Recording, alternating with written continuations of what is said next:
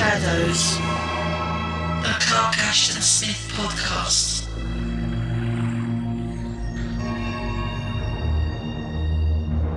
I had been out of work for several months and my savings were perilously near the vanishing point.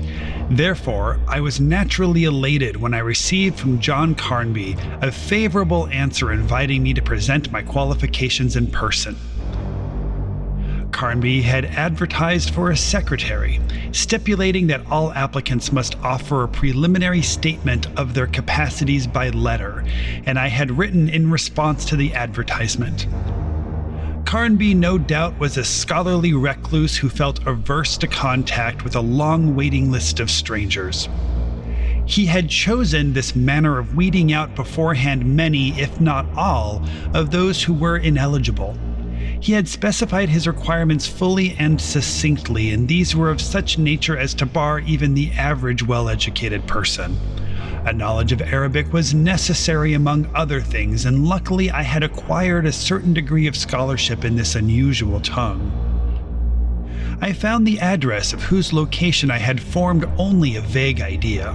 At the end of a hilltop avenue in the suburbs of Oakland, it was a large two-story house, overshadowed by ancient oaks and dark with a mantling of unchecked ivy. Greetings and welcome to Season 2, Episode 9 of Strange Shadows, the Clark Ashton Smith podcast. Now, the voice you just heard to lead us in there was Mr. Jeff Goad from the Appendix podcast, reading an excerpt of the story we're going to be covered today. I'm one of your hosts, Tim Mendes. And I'm the other one, Rob Poyton.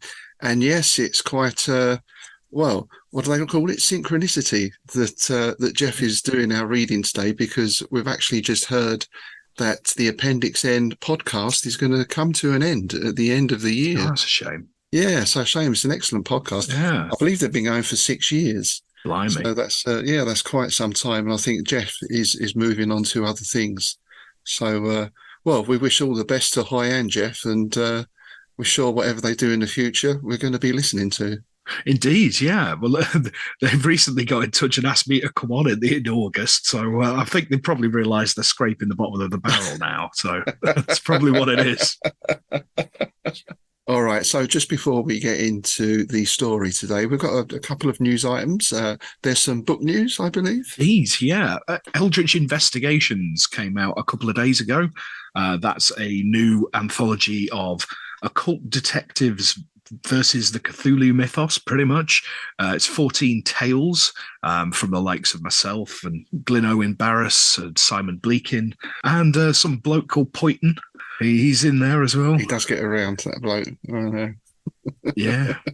It's I curated it and edited it, and I had immense fun with it. All the stories are kind of novelette length, so it's a pretty chunky book. I got the proof through the other day, and it is pretty damn chunky. But it's going to be well worth a read, I think. Nice. Looking forward to that one.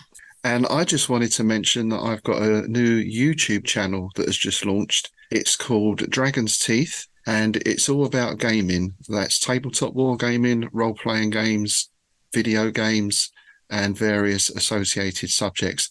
So there's a few bits and pieces up there at the moment, taking a look at some fantasy games, a battle report from a Zombicide session, and various other things. So I would appreciate if you take a look at that. And if you like it, please subscribe. Okay, so now we're delighted to say we have some special guests with us today. It's the return of 30 Minutes Plus with HP Lovecraft podcast. It's Mark, David, and Richard, all the way from Kentucky. Hi, guys. How you doing? Hello. Good. Doing well, thanks. Or maybe I should say howdy. You can say howdy. Yeah. We'll say it. Nice. Well, I'll say A up, being as I'm from the north. So, A up, lads. I have to say, our listeners won't be able to obviously see this, but you're in a room that can only be described as yellow. That's very yellow. So yellow. Yeah, very, very yellow. So yellow. Yeah, the yellow wallpaper, I guess you could say.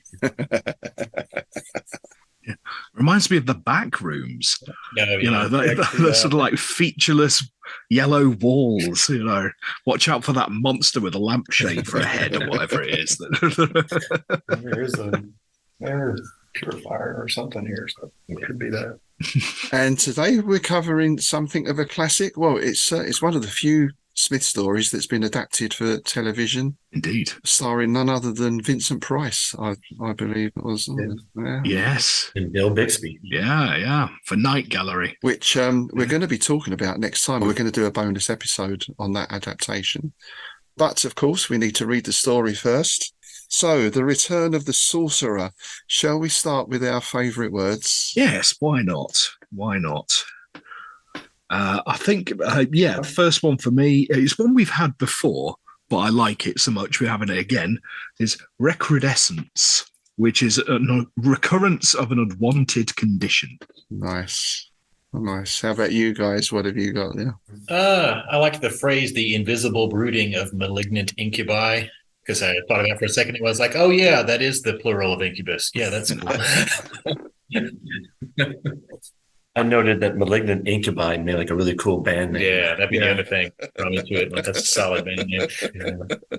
You gave it. Oh, I had it was a passage more than just an individual word. I hesitate to describe the manner or specify the places in which the singular disruption, this manifold cleavage, occurred. And I saw that and I thought, this singular disruption, this manifold cleavage, this England. I don't know. It just came to mind. Nice. That's definitely a carrion one, isn't it? Manifold cleavage. It is, isn't it? The manifold cleavage. It's a really interesting turn of phrase there.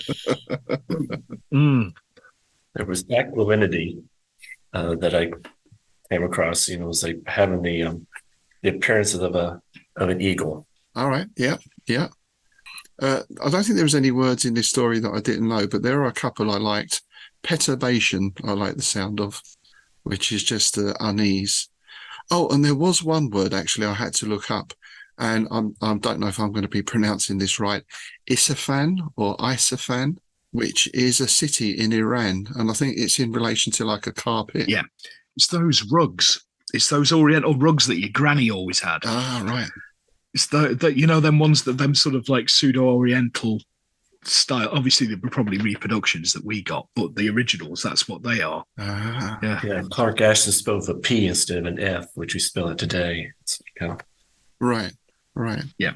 There was one word I came across I couldn't find a meaning for, oudine. And I was wondering if it was a misprint in my copy or because I couldn't find any definition for that word. Ah, I didn't notice that one. No, I didn't spot that. oudine in the head of, I was using the sentence as ivy blurred oudines of the house. I didn't spot that at all. Surely that's a misprint. What version are you going from? It was from the Elbridge Dark. Ah. Found it on there. And on that I could find, there was a sculptor named Eugene Oudine. He was an engraver, but I couldn't find any connection unless there's like some type of engravings or sculptures on the house. You know, We'll have to keep our eyes open as we're going through it and see if we've just missed it or it is a typo in your version. Yeah, or even if it's because again, well, we can get into the publication history then because we know there's two different endings, right, for this story. Well, there's two different printed versions. Basically, Smith wrote to Lovecraft in November 1930 that I seem to have quite an influx of ghastly and gruesome ideas lately. Some of them will be real terrors if they are developed properly. Another idea concerns a dismembered corpse whose parts the murderer has buried in various spots, but presently he encounters some of the members running around and trying to reunite and rejoin the head, which he has kept in a locked closet. Like you do. So, yeah. So basically, Smith wrote a synopsis under the title "The Reunion," and sent it to HPL, and it was actually HPL who suggested including the Necronomicon. And Smith loved this idea. He thought it was like great because I think he was just going to use like vague. It was an occult text kind of thing, you know. Yeah. So Smith typed it up on January the 4th, 1931, And it went through several different name changes, including the return of Helman Carnby, dismembered, and finally a rendering from the Arabic. Right now, keep that one in your mind. And he sent that version to HPL, and HPL absolutely loved it. Smith first subbed it to Ghost Stories, who rejected it as being too horrific. So is this a little like we get the too weird for weird tales? This is too horrific for Ghost Stories. There's a lovely little quote here from the editor. Smith said to Lovecraft, "A most amusing letter from the editor. The story was still too horrific after a rewrite. The editor told me very gravely that the reactions of our staff readers showed plainly that you have sinned in this respect." Yeah, it's hilarious. It really is. But, yeah, and then so he sent it to Farnsworth Wright. Now, you can probably guess what happened here. let me guess. Yeah. Farnsworth Wright rejected it, deeming that many of our readers would be sure to find it sickening. So yeah, basically everybody thought the ending for a rendering in the Arabic was too much, right? So he took it away, rewrote the ending, and then submitted it as Return of the Sorcerer. He submitted it to Harry Bates. And it was published in the first ever issue of Strange Tales, which was a new magazine coming out at the time. It came out in September 1931. Right. It was later reprinted a lot, this version, Return of the Sorcerer. It was in Tales of the Cthulhu Mythos, etc., etc.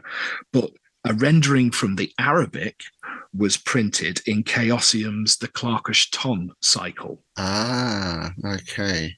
You see, so I've read both versions. So in my head, I got confused when I was reading this version. I was like, that's not the ending. And I was like, oh, right, because I think I'd last read a rendering from the Arabic. Right.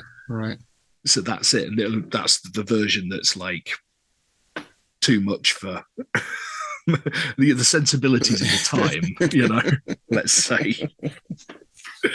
Yeah, it's interesting. That's one of the more interesting publication histories, that one.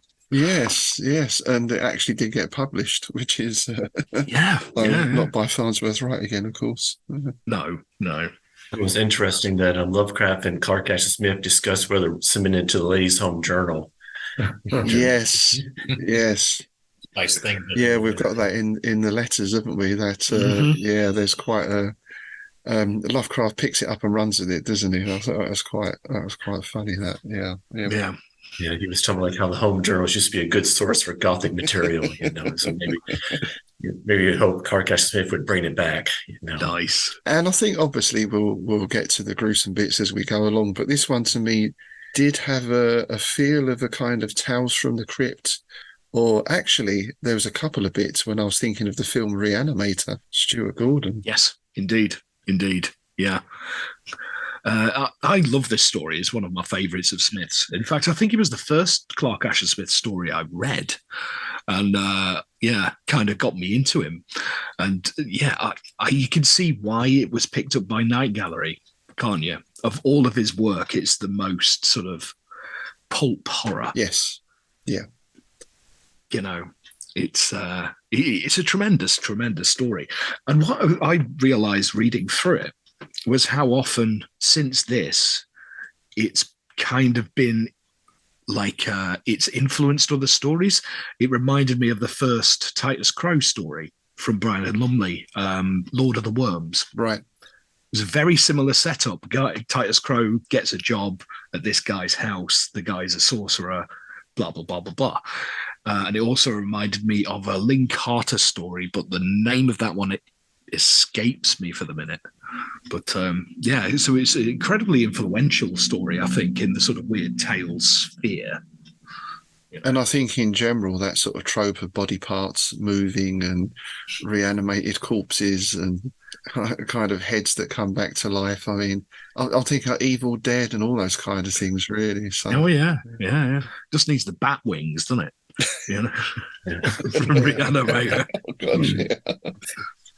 It made me think of a really bad B movie from the 90s that I hadn't seen in a while, as far as when I was rewatching the Night Gallery episode. Are you familiar with the movie Body Parts? Oh yeah, yeah. With the serial killer who's put to death and they take his limbs and give them to people. It's Brad Dourif, wasn't it? Yeah, that's what is the saving grace of that movie is Brad Dourif's inclusion in it. Yeah. But then the serial killer somehow magically survives and wants his limbs back and is going around and collecting them from the patients who they've been transplanted onto. There was an even worse one called Idle Hands. Did you ever see that? Oh, yeah. Yes. That was awful.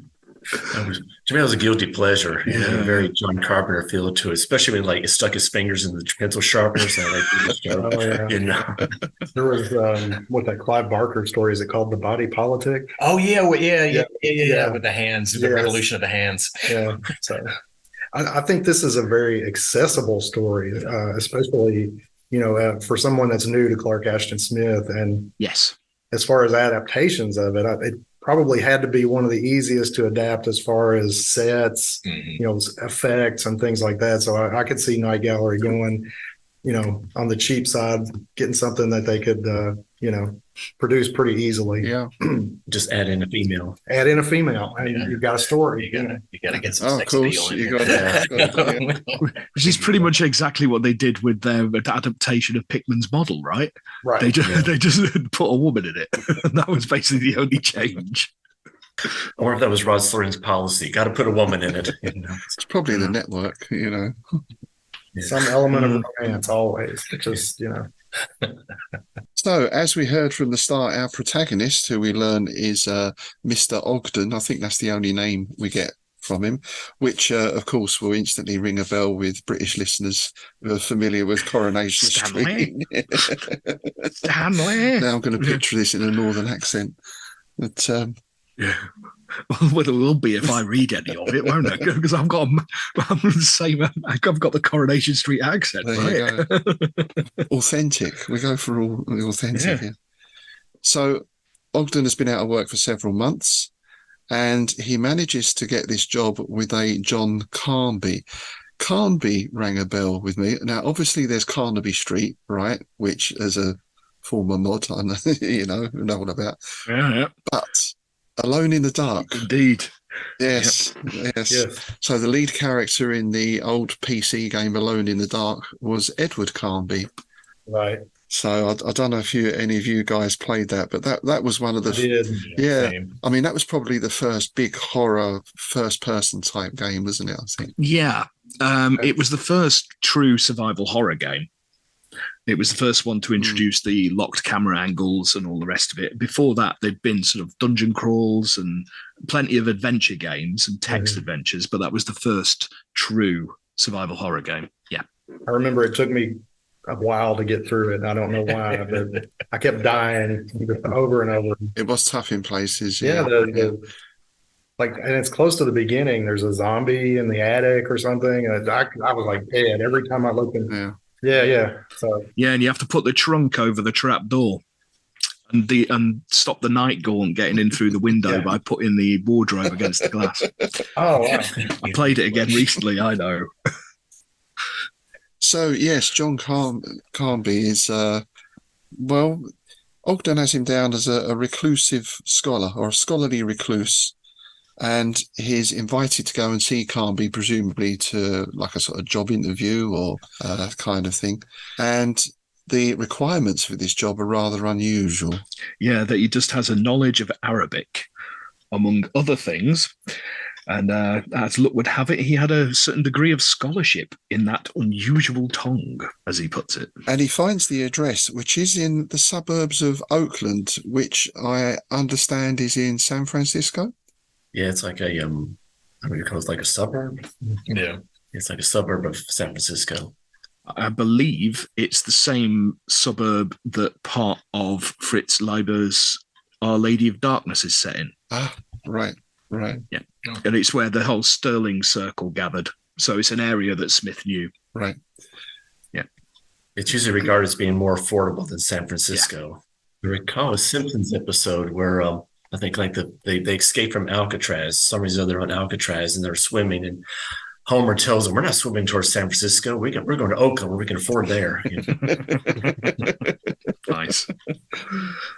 So maybe that does fit in with this sort of ramshackle old house. Then it's not a sort of upmarket area, because the place he finds, or Carnby's house, we get this really nice description.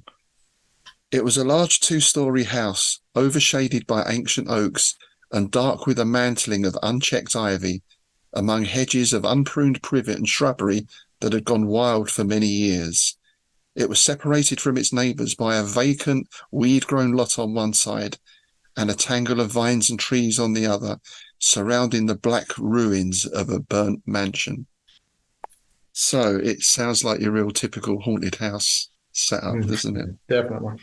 Yeah, it reminded me of Ambrose Bierce, that passage, for some reason. It was very similar to a lot of his locales. It was always a cabin in the middle of nowhere. Sort of the nearest thing to it was something that had burnt down or something. It's that very classic setup, sort of almost American Gothic, almost. Yeah. I found oudines in the 4th paragraph. It's part of the first sentence, that really long sentence. Which was the start of the sentence you got there? Even apart from its air of long neglect, there was something drear and dismal about the place, something that inhered with the ivy-blurred oudines of the house. Outlines. Yeah, we've got outlines. It's a typo. Right, so Outlines. Outlines. Okay. I thought we discovered a new word there. All righty. Yeah. Yeah. Wow. Mystery I solved. learned something new today. I was thinking maybe he was just being creative with statues or something. Maybe they're ivy-covered statues or something. But It does sound like it should be a word, doesn't it? It does sound like quite a Smithian word. I think we should. It does there. Can we get some sort of petition going to make it a word or something? Mark found a new one. Yeah, well, There you are, listeners. Tell us what do you think outlines should mean? You lot over there. You get on to Webster. We'll get on to Oxford, Exactly. and we'll sort it out, Yeah. right? we'll make our petition. Yeah. And then we become into the presence of John Carby himself. It's sort of excited at the thought of meeting this guy and presumably of getting a good job as well. But that excitement is tempered by a strange premonitory chill, a dull, somber feeling of alarm, and the leaden sinking of his spirits. So this guy must have some sort of very strange presence about him. I guess, maybe he's getting just cold feet, it's like, or butterflies in his stomach, he's getting really excited. But then, like, when you come to that door, to knock, then all of a sudden it's like, well, maybe I'm not really good for this job. It's like, maybe he's second guessing himself. Of course, then again, given the surroundings and everything, maybe he's like wondering, it's like, should I really take this job? Yeah. And yeah, there's a definite atmosphere about this house, right? Because he talks about this dark library, a room whose musty shadows could never have been wholly dissipated by sun or lamplight. So it's almost like there's this sort of spiritual darkness about the place. Yeah. There was something I really liked here when he's describing Mr. Carnby. And there's a great line here. He was thin and bent with a massive forehead, mane of grizzled hair, and the pallor of the library was on his hollow, clean-shaven cheeks. Nice. The pallor of the library. I really like that. Nice. It does make, that pale, not seen sunlight for a lot. I like that. Look at Mark. Yes, See. yes, the pallor of the library. In fact, I think that yellow behind you, I think that is the pallor of the library. I think there's another petition. It should be on the Dulux colour chart. I think you got, smoky teal and whatever, and the pallor of the library. Part of their new goth range. Yeah. It's almost reminiscent of, do you remember pub ceilings before the smoking ban? That's the nicotine. We had nicotine white. Yeah, that yellowing. Yeah, and his appearance is somewhat striking, but also his actions as well. He seems to be very nervous or on edge. He's got an unceasing apprehensiveness that betrayed itself in every glance of his dark ringed, feverish eyes and every movement of his bony hands. So I get the impression he's a bit sort of twitchy. Yeah. I do get the images, when you get in the horror movies, there's a guy, he's always dressed in almost funereal outfits with the old Windsor knot tie, and he's sort of wringing his bony hands. That's kind of how I picture him, Yes. Yeah. You will say something. Oh, no, I was just going to say, but it does say that he looks just like he had pictured him. So, I guess the mannerisms are what are putting him off, and the setting inside the house. Yeah. Yeah. It's a feeling, isn't it? And, they say you should always listen to your intuition. So, but I guess he's in that state of pecuniary depletion. So again, this is like classic horror stuff, isn't it? You have to take this job in this strange house because you've got no other option. Right. Yeah. Well, this is why I've always loved that Titus Crow story. Is probably my favorite. We should cover that at some point, Rob. The Lord of the Worms, because it's the same sort of setup, but it's slightly different. It's almost got like a Chambersy wriggliness to his movements, which you know exactly what I'm talking about. Puffy grave worms, but Vermicular. Yeah, exactly. But it's the same sort of setup, and I'm a sucker for that kind of story. It's like them old Hammer movies. It's always that thing, somebody arrives on a dark and stormy evening, there's some cadaverous old cove answers the door, wringing his hands. There'll probably be a mad old rustic a few yards down the road, so you don't want to go there after dark. It's great. It is. It's the classic setup. Yeah. It is. And to me, it got even creepier with this part because Carnby says, "I think you will do, Mr. Ogden," he said after a few formal questions, most of which related to my linguistic knowledge. "Your labours will not be very heavy, but I want someone who can be on hand at any time required. Therefore, you must live with me. I can give you a comfortable room, and I guarantee that my cooking will not poison you." That's kind of like the League of Gentlemen, isn't it? We didn't burn him. I'm not going to poison you.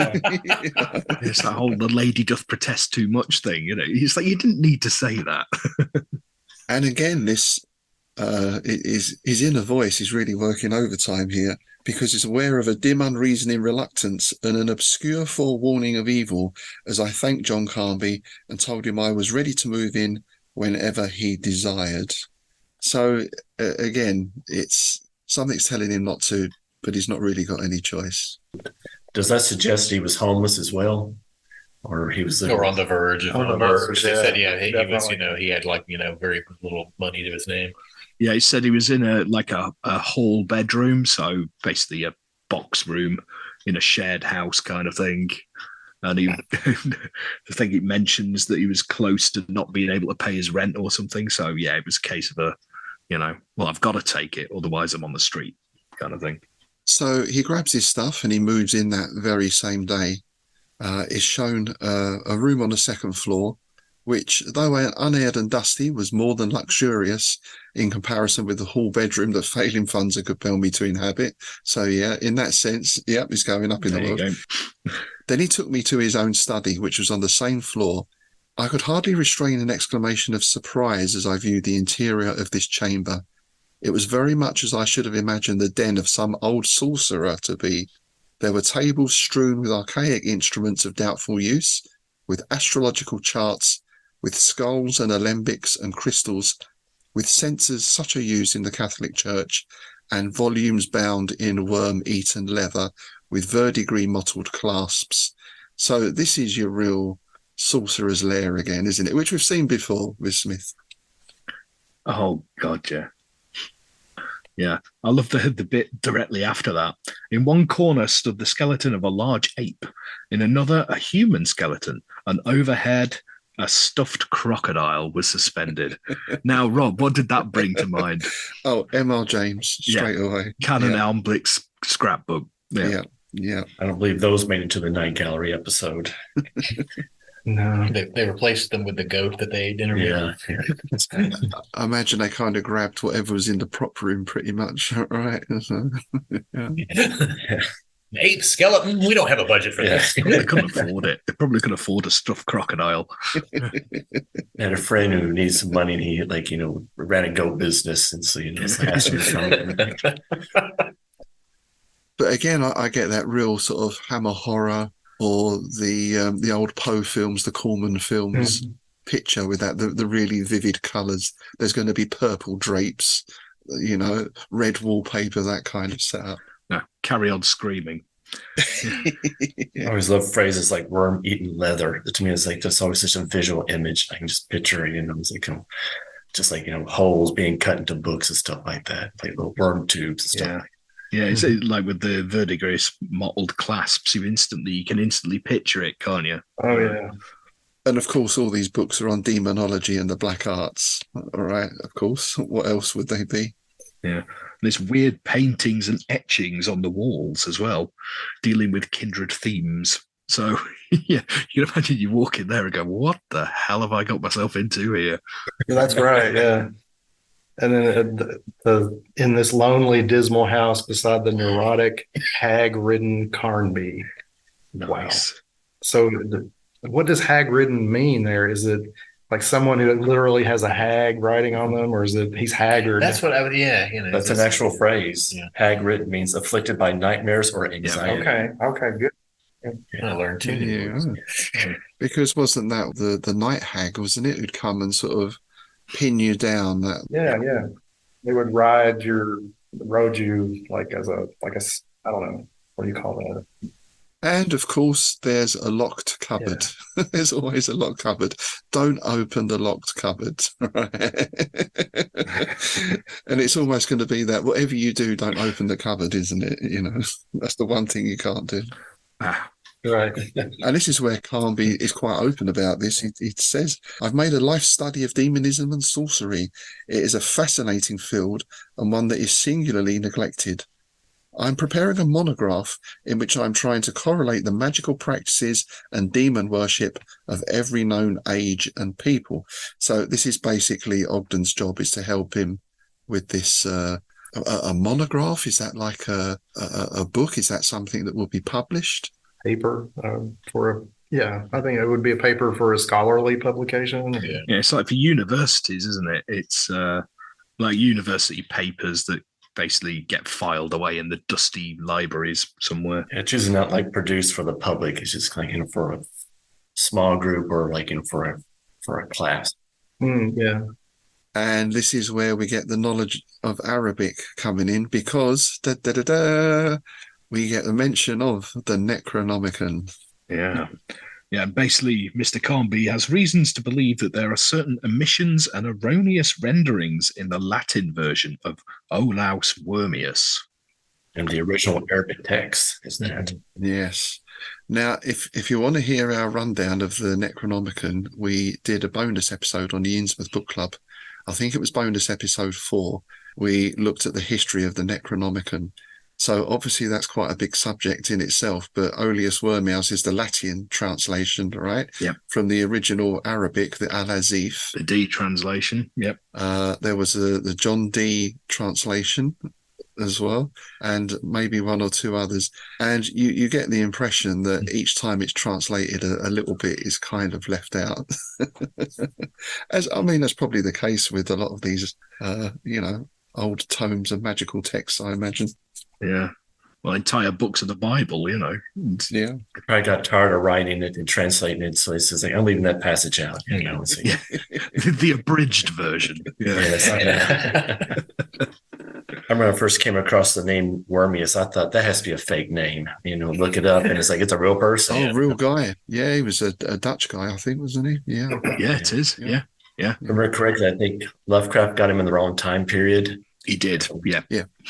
From what I remember, because we went into him for that episode, he had a cabinet of curiosities, and he was like a really well-known medical scholar, wasn't he? He was quite advanced at the time.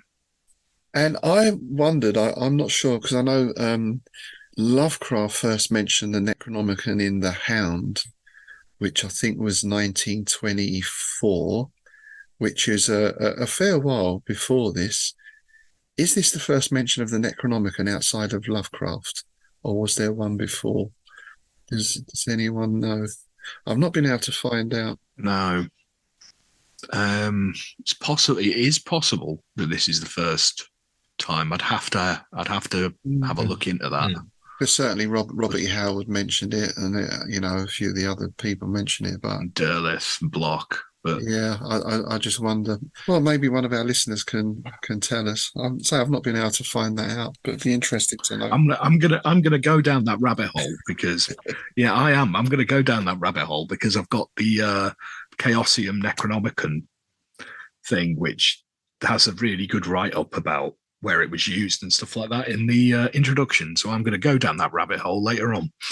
Well, probably tomorrow, but yeah. And Ogden has heard of this book as well. This is it's a little bit one of those Miskatonic things, isn't it? Where the Necronomicon is the rarest book ever, but it pops up all over the place. Right. Yeah, and people have heard of it. Oh yes, obviously I've heard. It's the forces of Cthulhu, sending whispers in people's ears. I had a dream about it. Yeah, there you go. There you go. The dream. There you go. That explains it. Everybody has a dream about it. Yeah. But he does wonder how it had come into Carnby's possession. And Carnby says, I'll show you the volume after dinner. So we get the dinner, which doesn't poison him. I even get a bottle of Mellow Sauterne. That's nice mention of a very particular wine. Yeah, I liked this line here, which again speaks to the pecuniary depletion of our narrator. He says, the evening meal cooked and served by my employer himself was a welcome change from cheap restaurant fare. Yeah, we know exactly what he's talking about there, right? Those £5 eat all you like buffets. This. and this would have been Smith at the time, right? Yeah, of course. He was never he was never a man who had a lot of money to throw around, was he? So I don't know, is this one of the few examples where we get quite up close to the Necronomicon as well? Because sometimes it's named and referenced but not seen. But here we've got an actual copy. And this was very nice, I thought, as well. We returned to the study and Carnby brought out from a locked drawer the volume of which he had spoken. It was enormously old and was bound in ebony covers arabesqued with silver and set with darkly glowing garnets. When I opened the yellowing pages, I drew back with involuntary revulsion at the odour which arose from them, an odour that was more than suggestive of physical decay, as if the book had lain among corpses in some forgotten graveyard and had taken on the taint of dissolution. The taint of dissolution. Another good band name. Yeah. I didn't know that. Absolutely. So I like the idea that the book has this peculiar smell of its own as well. That may reveal where he got a hold of it. Is there an implication there that he did get it from some tomb or something, or some place that he robbed, some sepulchre or something? Right. Perhaps he pried it from the hands of a long dead sorcerer. There could have been potential for a prequel here for this story. Yeah. Maybe it's the skeleton that's in the corner of his room. There you go. Maybe he decided, I'll tell you what, I'll have that as well. I'm picturing Carnby as almost like Ed Gein now. Well, perhaps if there was a prequel, it'd say why that mansion next door burnt down as well. That's never really, is that alluded to later on? Sure. I don't think so. I don't remember it. It's simply just like flavoring that he threw in. And he asks Ogden to translate for him a certain paragraph, which is basically about reanimating a corpse, pretty much. Most readily can the corpse be animated if all its members have remained intact, and yet there are cases in which the excelling will of the wizard hath reared up from death the sundered pieces of a body hewn in many fragments, and hath caused them to serve his end, either separately or in a temporary reunion. So there we go. I've not noticed that before, but there you go. Reunion. That was the original title. So there you go. Yeah. And mentioning fragments there made me remember that he was like, when he first, one of his first drafts, he was complaining he used fragments too much. And so he like sent Lovecraft, the corrections he wanted to make of all the different variations of fragments to throw in there.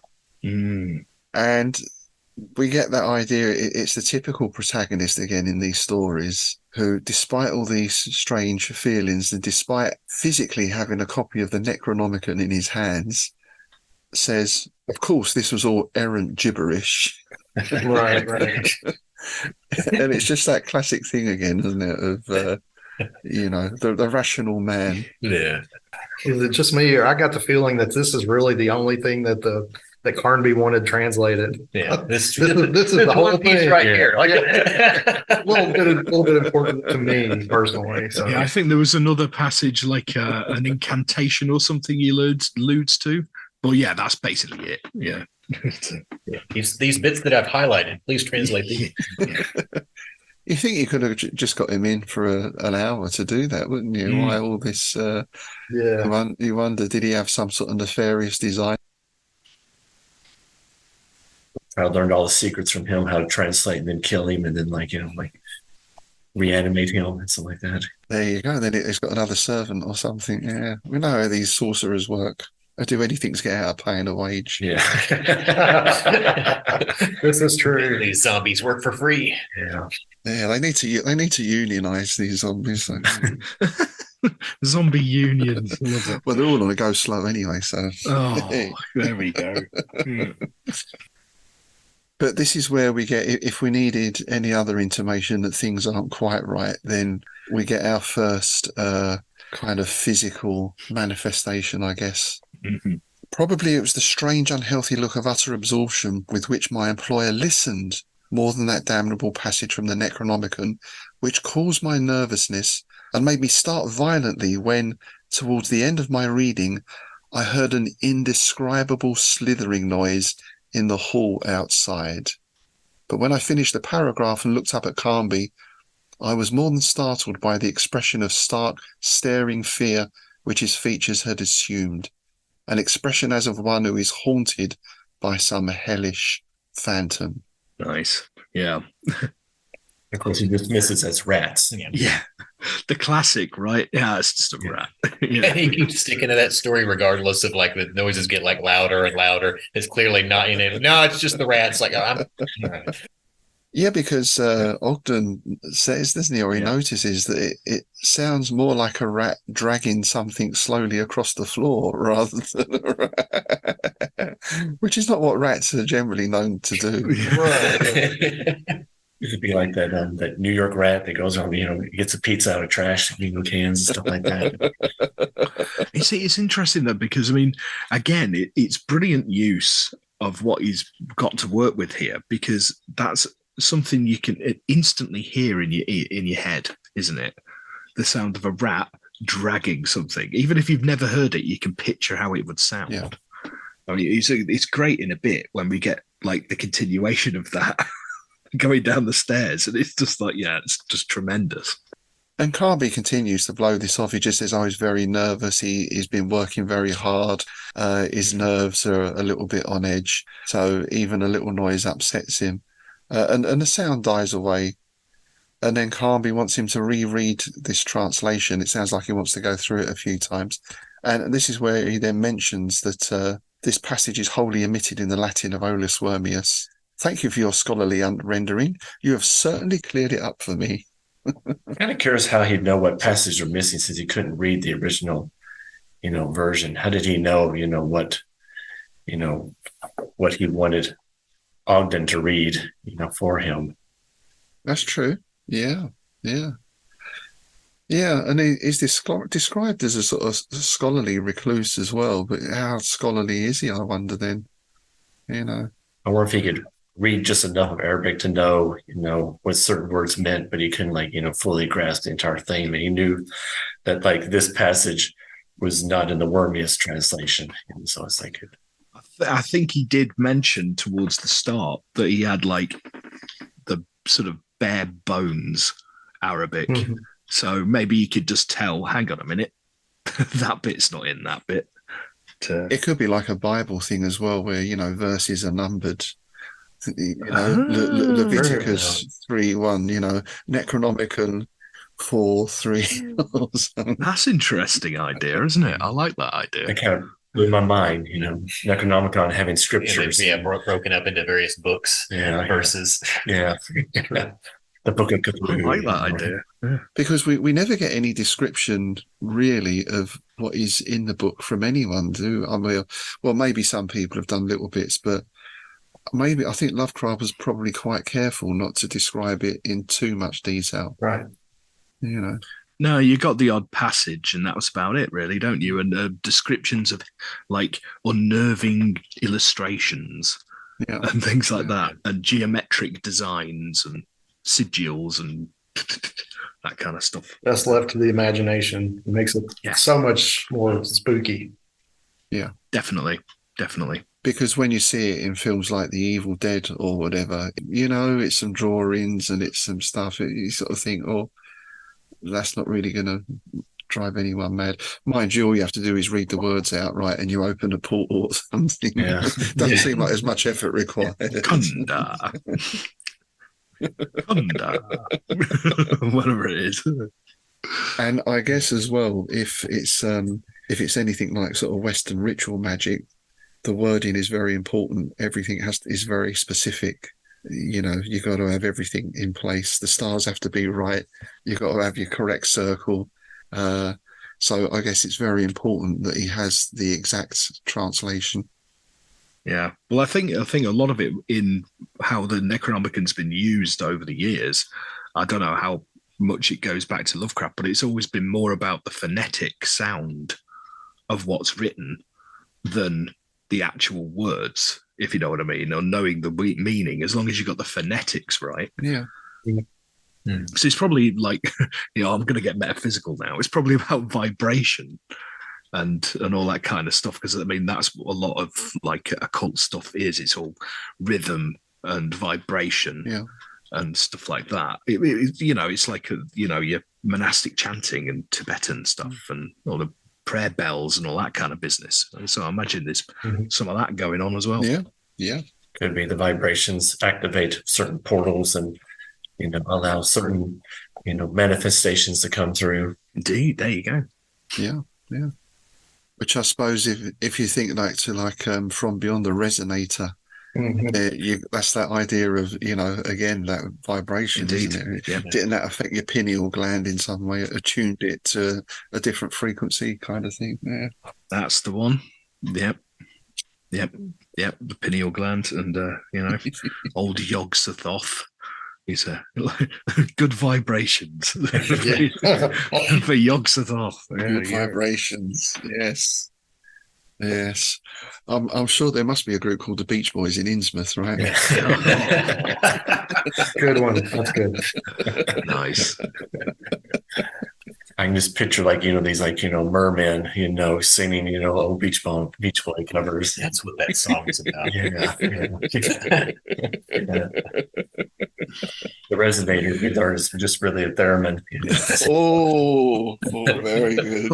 Yeah, nice. So after this is done, they sit down for the evening, and as Ogden describes it, we sat for hour after hour discussing renditions from that unhallowed volume. I came to know more and more definitely that my employer was mortally afraid of something, that he dreaded being alone, and was keeping me with him on this account rather than for any other reason. So I suppose that explains, as we said earlier, he really just wants him to translate these couple of sections from the book. Yeah. But he's got this need for company. He doesn't want to be on his own for reasons we will discover. Yeah. And I think he's started to relax a bit now, isn't he? Now, because there's been no reoccurrence of the strange slithering sound, and his rational mind has gone, it probably was a rat. So he's chilling out, and they were sat till midnight until Carnby basically realizes the lateness of it. And he's like, oh, sorry. He's like, I fear I have kept you up too long. You must go and get some sleep. I am selfish, and I forget that such hours are not habitual to others as they are to me. So there's another sort of indication that the guy is kind of at the end of his nerves, isn't he? He sort of sits there listening all night, you know. And I also thought it was interesting that Carnby tries to create this impression that his interest in the supernatural and the satanic was wholly intellectual, that he, like myself, was without personal belief in such things. Yet I knew infallibly that his implications were false. So I'm not sure why he's trying to convince this guy so much that. I think that from the big gig, like I said, the big sorcerer's rec room that he brought him into. It's right. No, this is just a hobby. No. I can quit anytime. Yeah. You know, I'm not that into this stuff, man. This is just purely, all for show. Yeah, it reminds me of that episode of Father Ted where he goes to visit another priest and he takes him into the back room and it's all full of Nazi memorabilia and swastikas and all the rest of it. And he's just like, oh, it's just a little hobby of mine. Just a few odds and ends. I mean, yeah, you've got the Necronomicon, man. I mean, that's, Yeah. That's not like magic for beginners, is it? And this is where we get something rather odd as well. Now there's a sound, but he also sees something. Again, this is very sort of Hammer House of Horror. We've got the long corridor and it's just got one light. There's just a little light at the end. So everything's dark and gloomy. You can hear the wind whistling outside. And he hears a noise behind him and he turns to see in the gloom a small indistinct body that sprang from the hall landing to the top stair, disappearing from view. I was horribly startled, for even in that vague fleeting glimpse, the thing was much too pale for a rat, and its form was not at all suggestive of an animal. Yeah, I love it. I could not have sworn what it was, but the outlines had seemed unmentionably monstrous. You know, again, it's that sort of rationality kicking in. It couldn't have been a severed hand. It couldn't have been. It couldn't have been a hand doing a crab dance down the thing. It couldn't have been. We get a strange bumping sound as well, like something is rolling down step by step. Right. Yeah. Yes, I love that. Again, you can just hear it, can't you? Slightly muffled, slightly squishy. And it's not a bold investigator, is he, this guy? What does he do? He rushes into his room and locks the door behind him. Good lad. Yeah, almost fails his SAN roll. Oh, he leaves the light on as well, right? Yeah. Oh, of course. Yeah.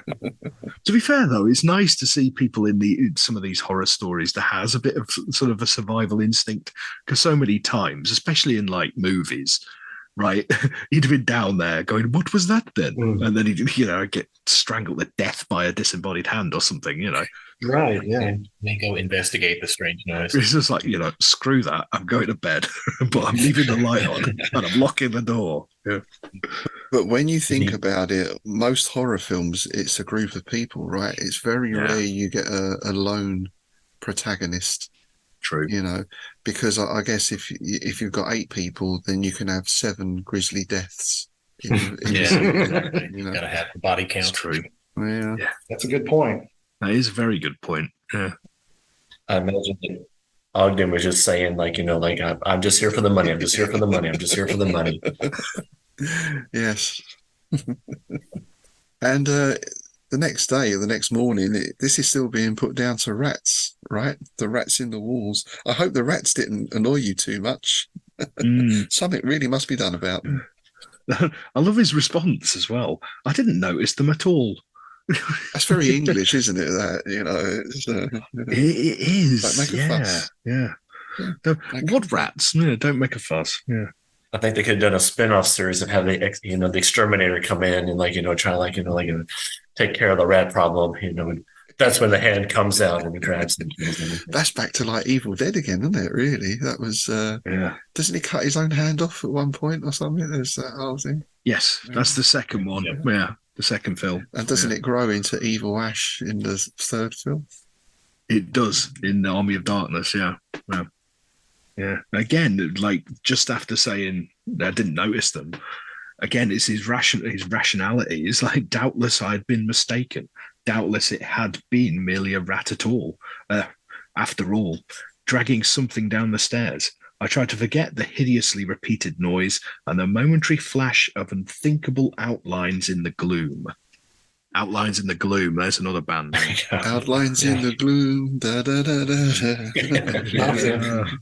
Or it could be oudines in the gloom, for us. Oh, yes. Yes. Nice. Very good. Yeah. We got to get that word going. Definitely. So later that day, Ogden is summoned back to the study, and there seems to be something going on there. We've got this pungent aromatic smell. Oh, the Isophan rug has been moved from its position near the water as the centre of the room, but was not sufficient to cover entirely a curving, violent mark that suggested the drawing of a magic circle on the floor.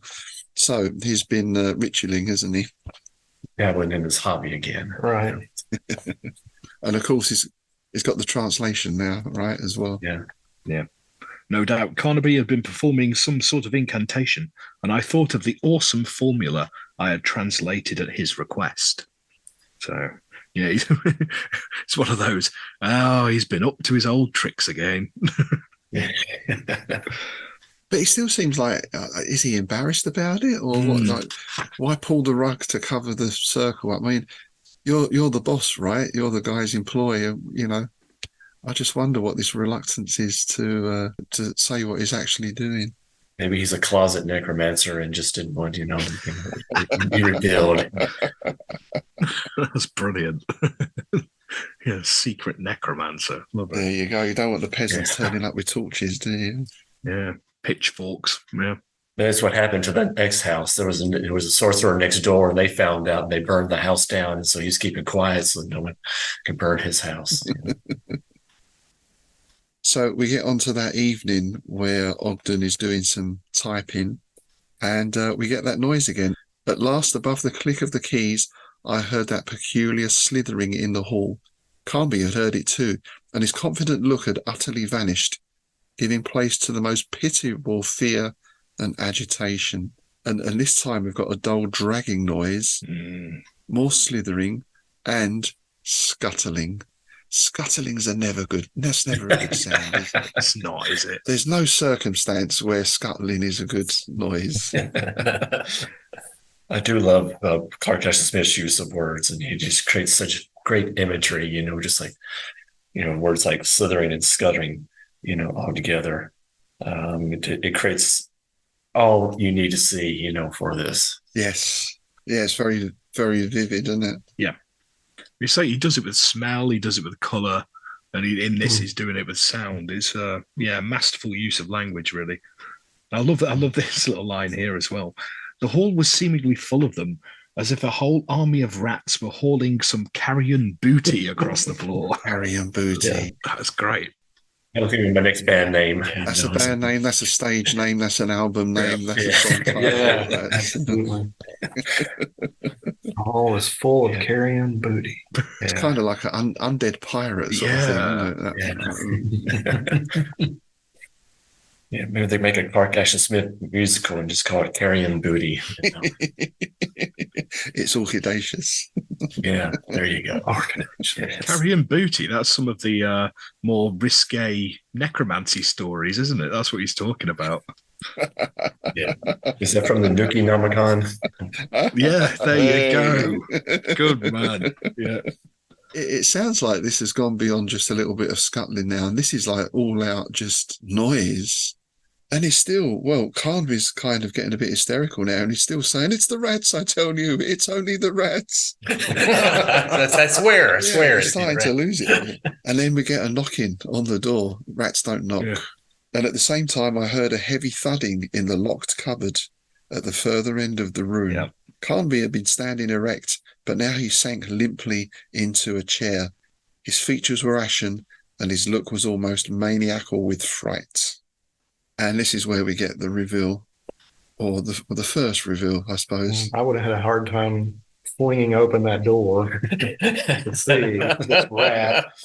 Let me see what's going on here.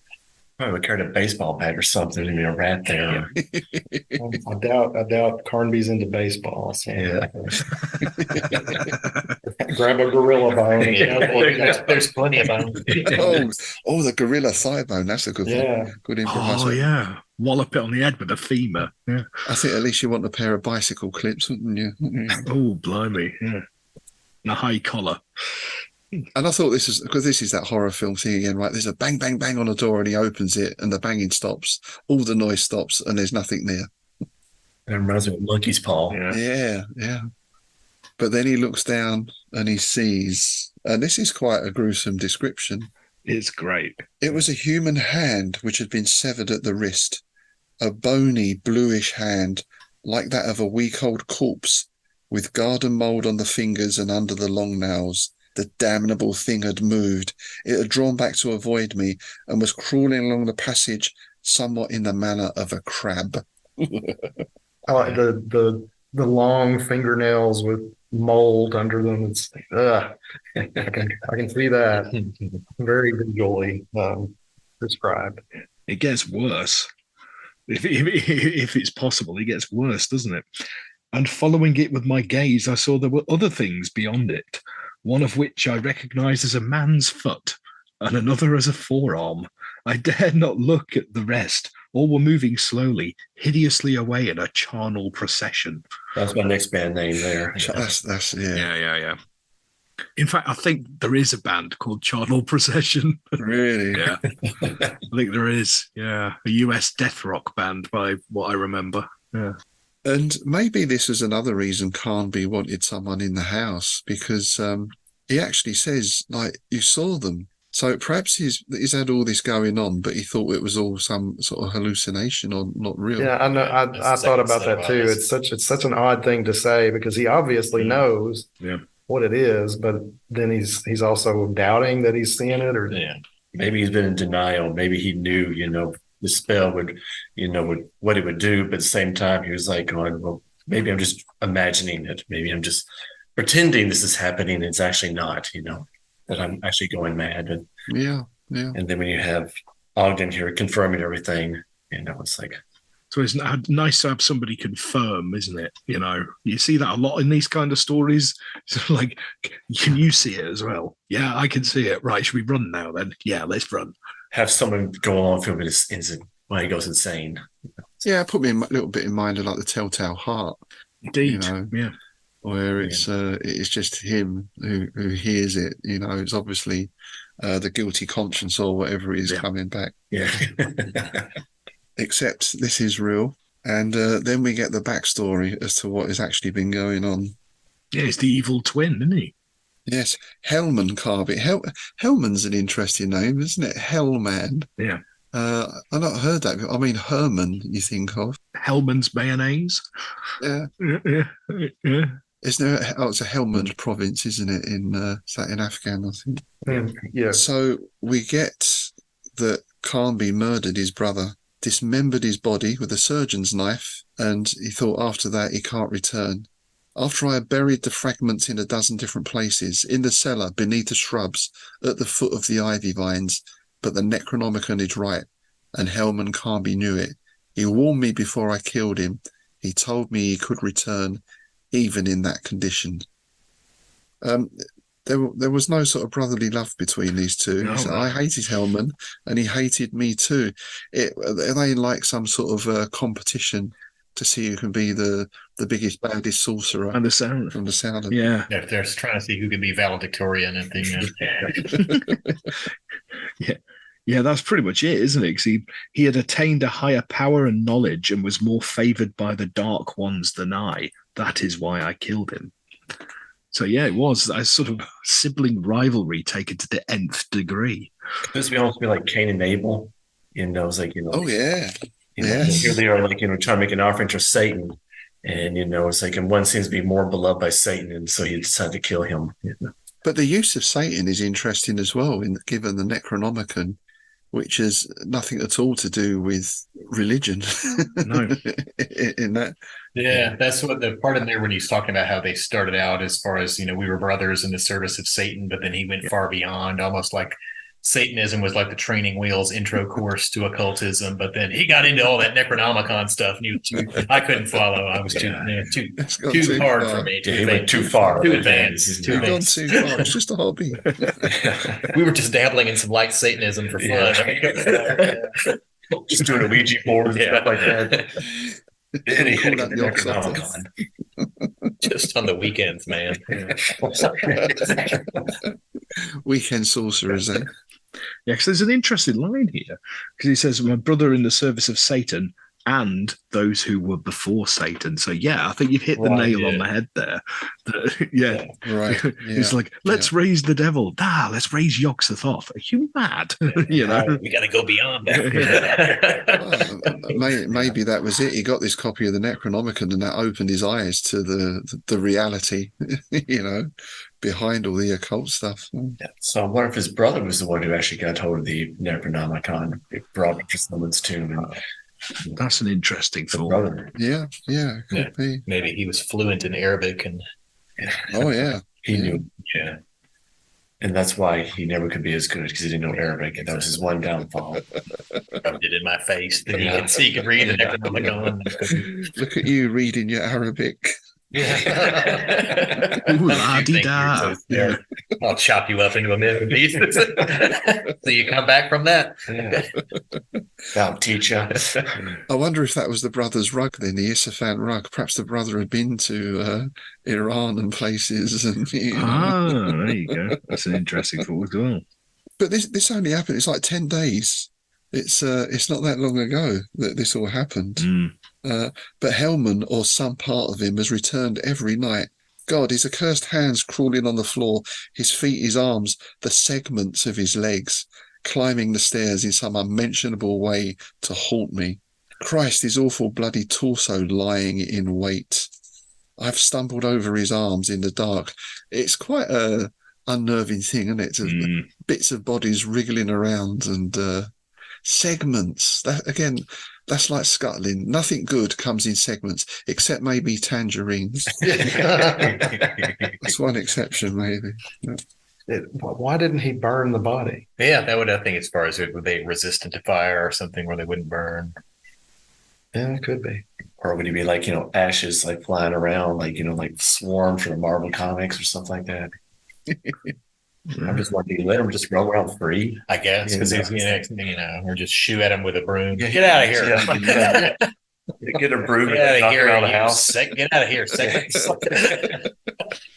He could do a really good slapstick comedy about this, couldn't he? Vincent Price wasn't above doing that, was he? Comedy of terrors and all that God, stuff. no. Yeah. And this is where we learn about the head.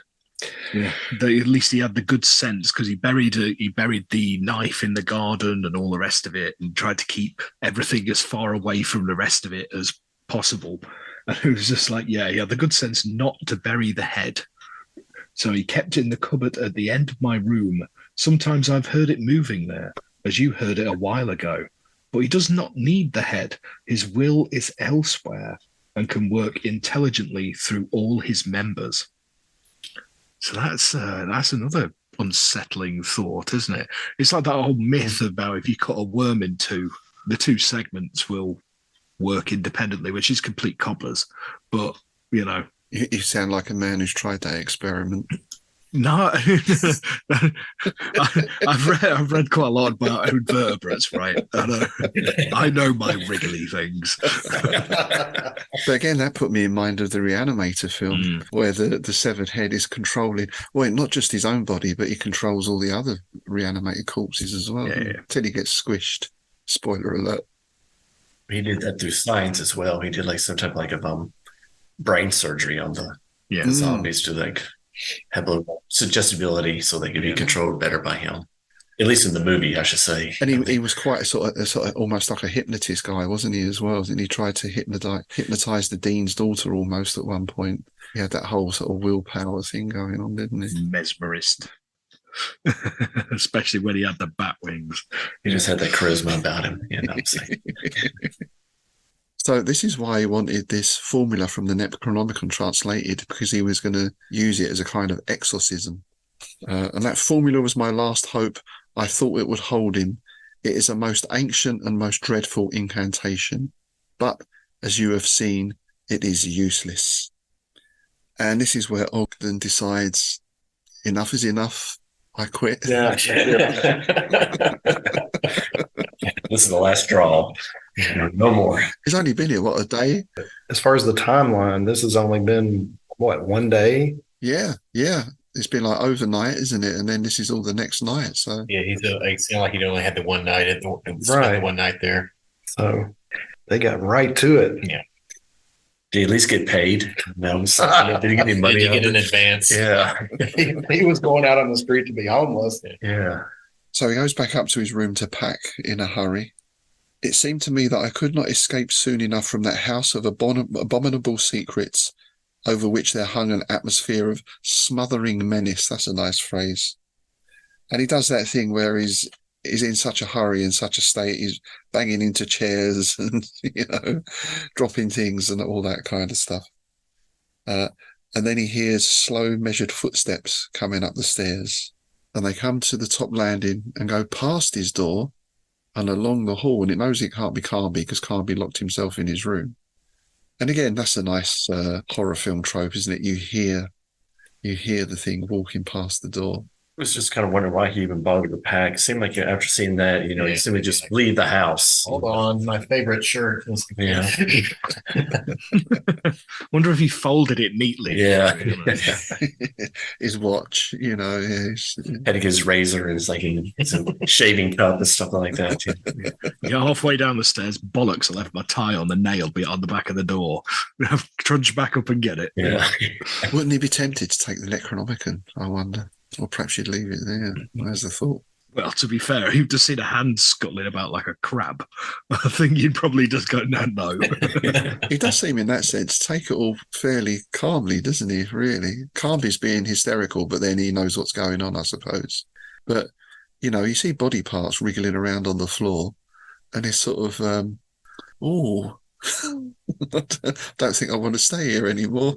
That is interesting that Carby is the more erratic over all this. It seemed like since he would have a little bit more, background information was happening, that he would be kind of the one. He'd be more composed, but Ogden seems to be the one who's kind of cool and collective. So then we get the crash of the door, and there's a shattering noise, and above it the soaring scream of a man in the uttermost extremity of fear. And this freezes Ogden on the spot. I was powerless to move, as if an unseen iron hand had reached forth to restrain me. It was not my own volition, but a stronger will than mine, which drew me forth at last and impelled me down the hall. So there's this idea again of the willpower of the brother. First of all, sort of freezes him in place, and then draws him to the scene, almost as though the brother wants a witness to what's going to happen. Yeah, because you get that right at the end, don't you, about that feeling finally leaving him, and he's like his own man again. So from this point on, I guess Ogden is basically an automaton. Yeah, he talks about the hellish, all-pervading magnetism that petrified my limbs and arrested me before the seal. So yeah, it sounds like he's not in control of his own body. So this is where we get the two endings, right? So the ending we've got here in the main story is the toned down one, the toned down version. Mm-hmm. Yes, yeah. Return of the Sorcerer version that we're going off here. This is the toned down one that finally got published. Because what we see in this, it's all like shadows, right? I saw one end of the Oriental rug. There's quite a couple of mentions of a rug in this. Mm-hmm. And the gruesome outlines of a monstrous unmoving shadow that fell beyond it on the floor. Huge, elongated, misshapen, the shadow was seemingly cast by the arms and torso of a naked man who stooped forward with a surgeon's saw in his hand. Its monstrosity lay in this, though the shoulders, chest, abdomen and arms were all clearly distinguishable. The shadow was headless and appeared to terminate in an abruptly severed neck. I just like that phrasing, abruptly severed neck. Yeah, that was nice. Abruptly severed, yeah, that's good. Yeah, the abruptly really adds something to it, that can make sure that it's almost like a haphazard work or something. Yeah, he just Hacked it off there. It wasn't like a clear surgical, job. Yeah. Nah, it's just wallop. There you go. And there's a banging on the cupboard door again. In fact, there's more than a banging. There's a violent crash and a sound of splintering wood and whining hinges, followed by the sinister, dismal thud of an unknown object striking the floor. We all know what it is, don't we? That's grim, isn't it, that? The funk. Roughly the same, That's not. I've just got images. Do you ever see that episode of The Young Ones where Vivian sticks his head out the train window and the body comes out after it and Vivian's head's on the train track going, "Over here, you bastard, come and get me," sort of thing. And I've got images of this head now nutting at the door to get out. It is, and as he comes to his own head, he kind of kicks it by mistake, doesn't he? It rolls. Yeah, that's the one. Yeah. Oh, I think I did see that one. Yeah. But that's been 40 years ago. That was the University Challenge. Yeah, that's the one. So we get a little bit more movement, and then it seems as this thing has completed its task, and we get this, what he describes as awful and unexplainable disintegration of the shadow, which seemed to break gently and easily into many different shadows ere it faded from my view. And there we get our manifold cleavage. Oh, Yeah. We have to have manifold cleavage. And a mention of the rug again. Yes. He loves that rug, doesn't he? Yeah. Perhaps he just bought a new rug and he wanted to get it in his Maybe. store. Yeah. That rug really tied the room together. Yeah. It's product placement. It's product placement. He's getting paid. Don't forget to mention the Persian rug. You know what this sorcerer's lair needs? There's a road store in Auburn that was promoting business. And Flogging his poetry with every sold rug. Yeah. All Ogden wanted was his rug back. Yeah. You're going to have trouble getting stains out of that rug. Yeah. Too. And need some vanish. Yeah. Oh, I could go on about that. They bled on your effing rug. Oh, what did I do? Are you still there? So, of course, he has to go. Well, I think like Tim said, he's sort of released from this spell, and he's going to go in the room and have a look.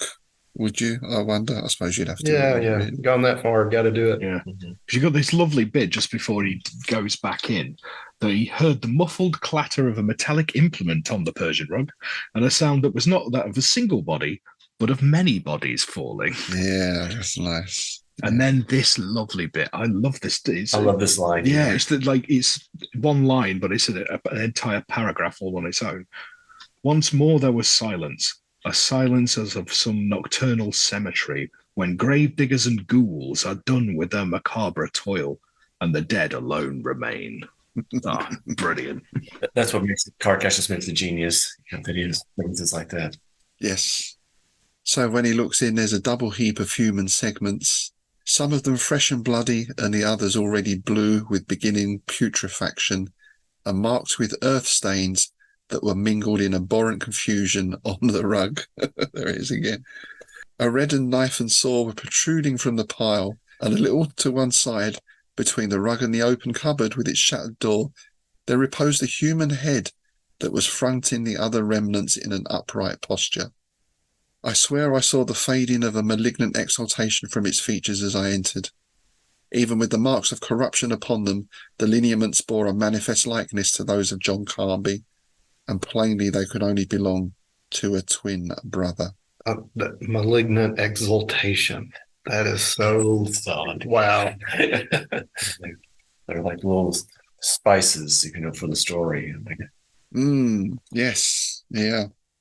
So that's basically it. The spell is broken, is free to go. The overpowering volition that had held me captive was gone, and he flees from that ghastly chamber.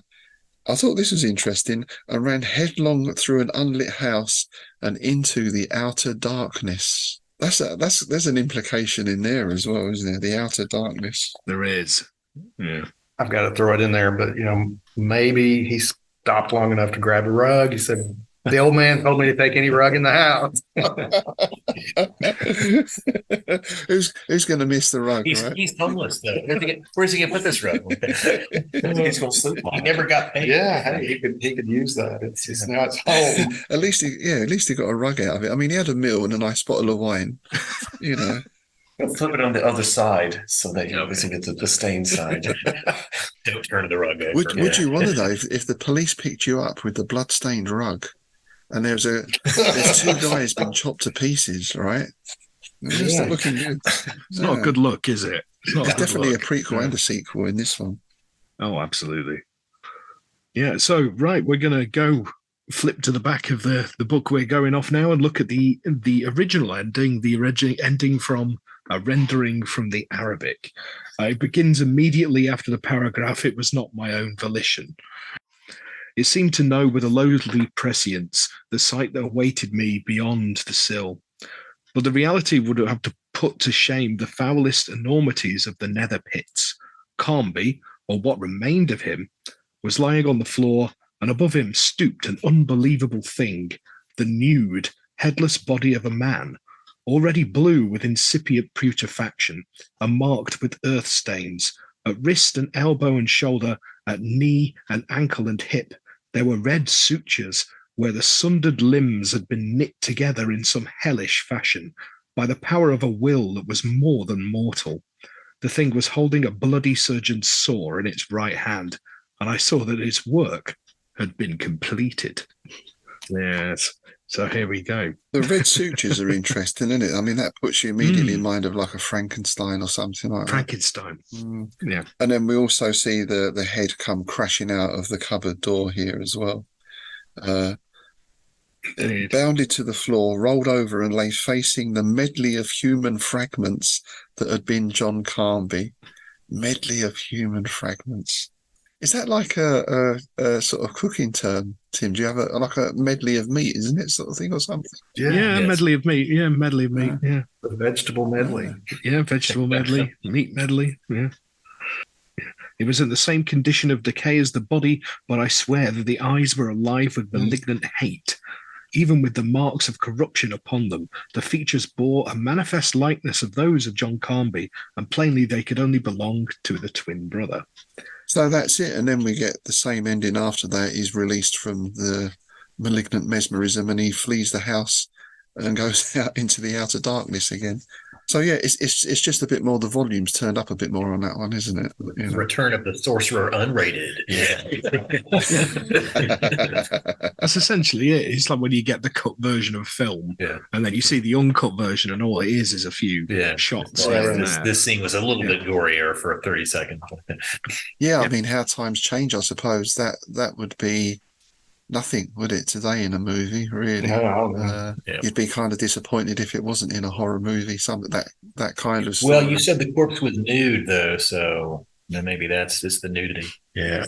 That's the movie. Right. Yeah. If they're just segments of the body parts, that's fine. I did wonder about that, you know. Yeah. Well, thinking about it, the body's been in segments. He's nude. Do we really want to talk about severed penises? No. I wasn't going there. It crossed my mind, but I wasn't sure if you could bring it up. Tim will always go there. And so will I, to be fair. See a tone, lower it. Yeah. I wonder as well if, given the time, this was something to do with the First World War. If there was a sort of reluctance to have that sort of very vivid horror, given what people had been through. That's a good point. Amputations and all that is a very good point. It'd be interesting to know how many World War I veterans, lived in especially like in Auburn, whether he they maybe saw them and kind of got ideas about several limbs and stuff like that. And yeah, that's a good point. Yeah, I wonder where his idea came from for this. Because it's fairly unusual, Smith tale. Well, the language he uses is toned down from some of the sort of Zothic stuff or the more fantasy stuff. Like David has said, is probably one is more. It'd be a good one to introduce people to Clark Cash and Smith. Oh, absolutely. It's very accessible. very accessible. And Like I say, I think it was the first one I read, and because I think it's probably his most reprinted story. Because I can think of at least 3 anthologies off the top of my head that it's been included in. It's like whenever you get these anthologies of the classic Cthulhu mythos stuff, you always get the Blackstone, Robert E. Howard. You always get Return of the Sorcerer, and you always get Shadow over Innsmouth. You know, they're the 3 that always end up in these anthologies. So, yeah. But in that sense, it's only really the mention of the Necronomicon that makes it a mythos tale, isn't it? Really, pretty much. Yeah. And the Necronomicon is almost like he wants the Necronomicon to stop what is happening, whereas usually people get it in order to make something happen. Yeah, Right, to make yeah. something bad happen instead of to put a cork in it. Yeah, no takebacks. So you guys mentioned earlier this back and forth between Smith and Lovecraft, and we get this is early January 1931. This is Smith writing from the dark companion of Algol at the perihelion of innermost and uttermost occultation. I have given the whole of a cloudy Sabbath to finish my dismembered corpse story, The Return of Helman Carnby. I shall enclose the carbon with this, and I hope you will like it. The thing became a sizable yarn with all the details that I worked out. It goes to ghost stories, then to weird tales, both of which will doubtless reject it. But I think myself that the tale is a pretty fair literary beginning for the new year. I like to picture it in the sunny and lightsome pages of the Ladies' Home Journal. could you imagine that being the Ladies' Home Journal at the time? That'd be an outrage, wouldn't it? People would have been fainting in the streets. 1931. Be lots of people clutching pearls, wouldn't there? There would be a lot of pearl clutching going on. But HPL picked this up, of course, and he responded on the 18th of January 1931. And Lovecraft wrote, from the shrine of Nug in the temple of infrared vapor on the doomed nebula Xylakriob in the hour of the torturing of the worm, Bugin Yahar Yadith. Nice. Kudos on pronouncing those. Thank you. I have my vocal cords surgically altered too. Needless to say, I perused the monstrous narrative of Helman Carnby with the most acute and shuddering admiration, and having made the verbal changes indicated in your supplementary note, I forward it to Derleth with instructions for return to you through Wandrai. It is certainly a great piece of work, and I am extremely flattered by the prominent part played therein by the Necronomicon. But God, if there is still a copy of the original Arabic version in existence, what safety can we guarantee for this unhappy planet? Is it not true that no copy was found when the police entered the seemingly deserted mansion of Carnby and observed those hideous and inexplicable conditions which the newspapers were not allowed to print? What of that utterly unthinkable footmark which seemed to be burned into the floor? But one must not think of such things. Anyway, it's a great yarn, and the cumulative suspense and malign suggestiveness of the earlier parts are enough to set any outfit of teeth, even false ones on a dentist's cupboard shelf, chattering. What a lovely picture. False teeth chattering. Yeah. It looks to me quite all right as it is. If there were any way of piling on another shudder, I'd say it would be by veiling the final horror a little more obscurely from actual sight and trying to hint or imply the blasphemous abnormality which sent the secretary fleeing from that accursed habitation. I like that Lovecraft almost puts his own sequel into that as well, you know. Yeah, you got the sequel material right here for it. And I guess that's a part of the weird tale thing, isn't it? It's things end, but they're never quite wrapped up. You know, there's always some loose ends or things that are unexplained. Yes, yeah, which is great for people who like writing Lovecraftian stories. Indeed. Well, it was something like that anthology you put together way back when, Ancestors and Descendants. Yeah, that was all sequels and prequels. Yeah, which so much you can do with the stuff that's already there, you know. Yeah, there was the kind of, I guess one of the things people really like about, especially Lovecraft, is like you create this world that you can jump into, And Carcass Smith with this story at least seemed to have created like his own, Lovecraftian, side world, where you can people could jump into as well. And, just because of y'all, I saw endless possibilities, stories you can tell with this. Yeah. There's, like I was saying at the top about Brian Lumley's Lord of the Worms and that Lynn Carter story that the name escapes me. I do wonder, especially with Lumley, considering how similar the beginning is, whether Lumley had read that and sort of gone, you see, now I'd have gone a different direction there. Because they start off so similarly, but then divert. And I just wonder if it was one of those, I've got an idea. I could do something with that setup, Because, I've done things like that before, going, it's a great setup, but I would, okay, I'll take it that direction instead, So, I suppose it comes to that thing. There's only 8 stories, isn't it, or whatever it is. Oh yeah, yeah. And again, that's the classic. Even Evil Dead in a way. They turn up at the haunted cabin, right? There's a book. Yeah. It's sometimes the professors just happen to have translated on tape, so they only have to do is press the button, and there you go. It's kind of, it ain't what you do, it's the way that you do it, sort of thing. I know. Yeah. I wonder if it has been made adapted to a play or anything, because I can easily see this being done. It's it's like a stage production. Yeah, you could see it's a two-hander, couldn't you? That'd be good. Yeah, probably more interesting than The Lighthouse. It could even be one room. You wouldn't even need to change the set. So because he could leave him to go to his room. Really, it's just kind of like he just leaves the set and comes back.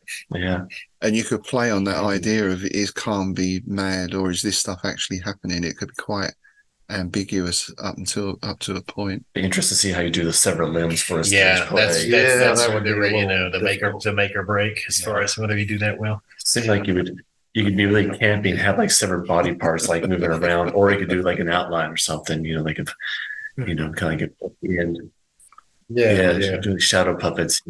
I think shadow puppets would probably be the way to go to, get the chills going. I almost have an image of the parts sort of wrapped in brown paper, tied up with string, sort of nice.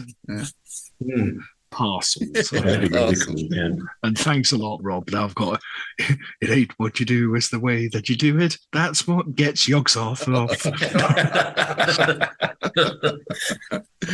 Yes, boys and girls, be sure to get those incantations right.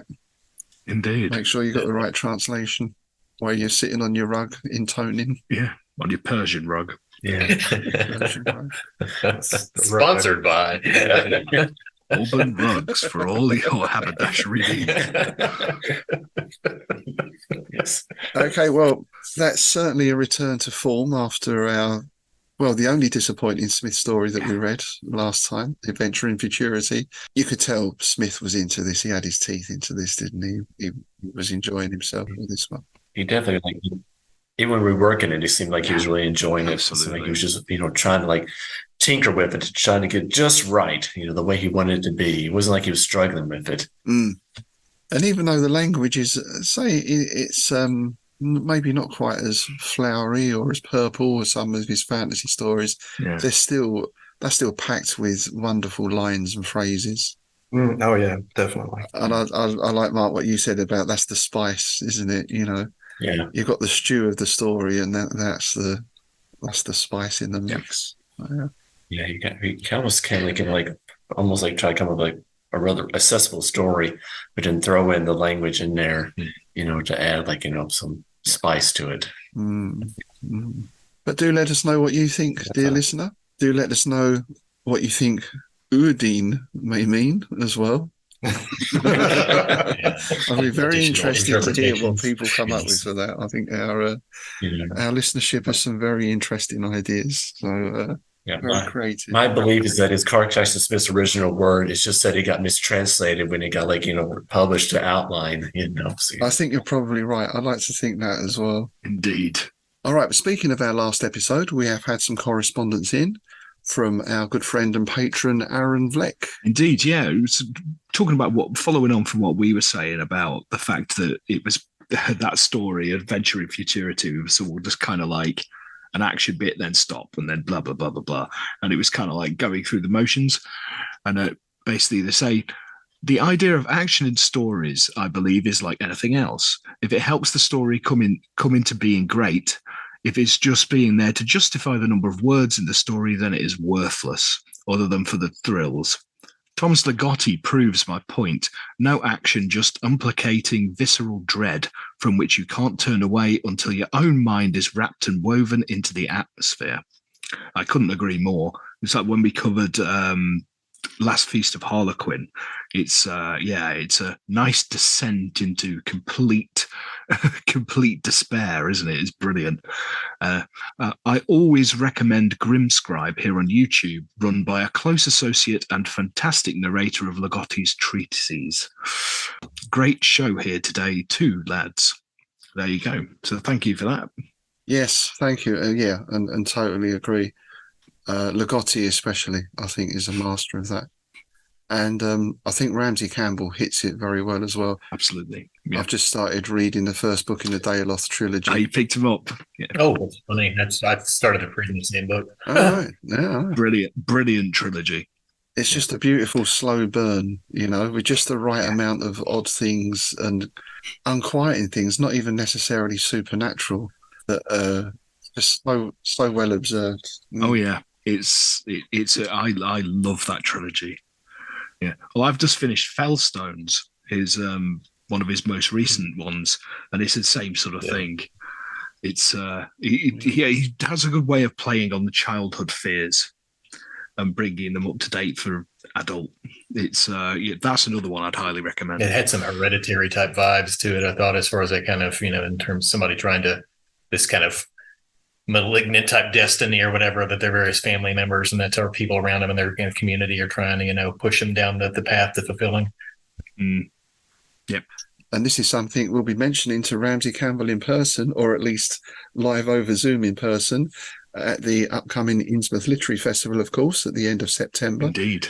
We're pleased to announce that all our trade stands are now taken. We have no more space for traders, and we've sold just over half the tickets.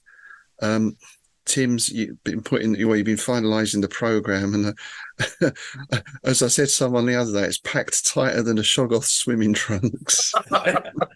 It really is. Yeah, it really is. It's, I know that I'm that day I'm gonna be running around like a fucking headless chicken. It's gonna be tight, but we're gonna get it all in. Well, it carries on into the evening as well, right? With Innsmouth after dark. Indeed. Yeah. I'm looking forward to that. Yeah. So do please, if you want to attend that, do make sure you get your tickets soon, because they are, like I say, we're over halfway full now. We do have limited places. So that's that. Guys, have you got anything coming up in your podcast? What have you been up to lately? We've been, I think we just, I think the latest one came on was about Robert Price. We interviewed him again. All right. Nice. Talking about his time with Chaosium, some of the book lines that he started. And then the next one's going to be coming up is, I don't have his pronunciation right for his name. We're going to bungle his last name. We're bungling Stepans Jamanowicz. I think that's how you say that. Yeah. He is one of the only known experts on Robert Barber Johnson, who is a weird fiction writer who is either like a minor member of the Lovecraft Circle or a great embellisher. Right. That's interesting. Interesting. Yeah, he would make these small little claims, that him and Lovecraft wrote to each other, but there's no existence of these letters that they wrote and stuff like that. And he said that weird fiction, deemed one of his stories, Far Below, is the best weird fiction tale ever. Yeah, but no one knows to back that Nothing to corroborate. But most of the stuff we know about him is only the stuff that he's written about himself. It's funny. You can't find any collaborations, the independent collaborations for anything that he said. And it's even hard finding an obituary for him. He just kind of just vanished. Well, thanks, guys, for coming in. It's great to see you and chat with you again. Thank you for having us. Thank you. Yeah, we enjoyed it. Of course, we'll put the link to the show in the notes below. Do go and check them out if you haven't. Excellent podcast. Always good fun to listen to. And we hope to see you again in the future. Yeah. I've got a fear. Are you going to be in that room next time? So I wish our listeners could see this. It's just an amazing. Even the floor is yellow. The floor is yellow. The walls are yellow. It's quite incredible. Yes, we have to call this a yellow wallpapered room. You know. All right. So, what are we covering next time, Tim? Yeah, the next time we'll be doing another bonus episode where we'll be looking at all of the TV and film adaptations of Clark Ashton Smith's work. Now, there are only 3, but one of them is the aforementioned Night Gallery adaptation of Return of the Sorcerer. There is a short independent film of the Final Incantation, and there was a segment in the horror anthology film Theatre of Bizarre of Mother of Toads. And if you'd like to get access to that, you can sign up either on our Patreon page, or you can also sign up at Buzzsprout to get bonus episodes, a quarterly copy of Innsmouth News, and free entry to any of our events, such as the aforementioned Innsmouth Literary Festival.